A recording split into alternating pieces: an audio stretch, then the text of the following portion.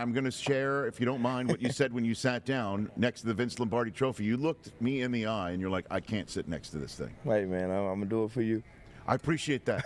But why don't you want to sit next to the Vince Lombardi Trophy? I mean, hey, man, been close 3 years out of the 4. Mm-hmm. I mean, kind of felt like this year was our time to do it. Mm-hmm. And what a coincidence of what happened to Brock and also Josh to, you know what I'm saying, I mean, not be able to finish the game without a quarterback. So, I mean. So that's the way you're viewing the fact that you couldn't make it here. Correct. Is circumstances that 100%. did not go your way like that. 100%. And so you're not even looking at the trophy. You won't even look at it.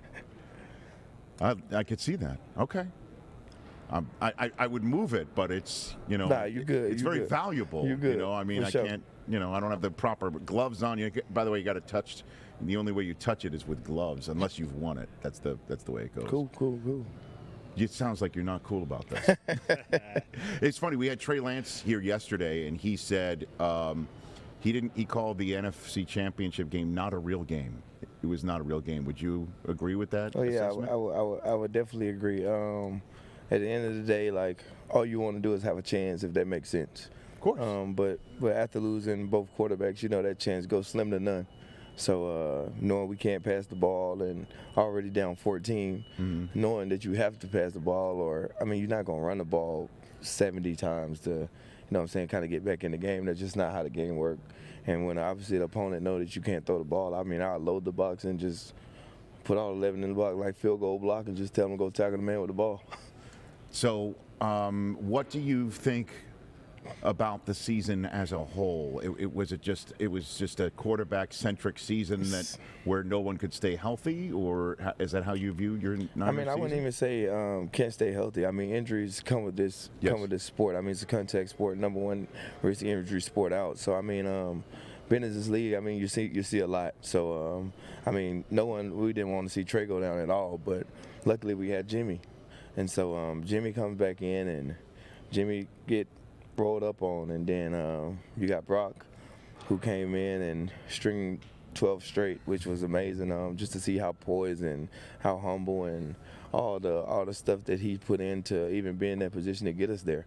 And then you get there and and after that game, you just reflect on all year long, like starting with OTAs to camp to week 1 up until now, just thinking about all the hard work you put in just to get in that position, and then just not having an actual chance to really compete the way we're supposed to.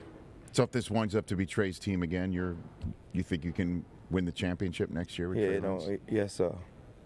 Because he said it was also fascinating to see him say he does not want the job handed to him. He wants a quarterback competition. That just shows you the type of person Trey is, knowing the 12 streak that Brock came off of. And I mean, nothing is going to be handed to any quarterback that comes in. Kyle is going to make sure everybody get a fair chance to compete to be the guy that runs the offense. And how's your relationship with Kyle? I mean, relationship with Kyle has been crazy. What do you mean? Kind of like starting from the Senior Bowl, just being around him, just to see how he act, how he walk around, and his perspective of things. Me and Kyle are like brothers, if that makes any sense.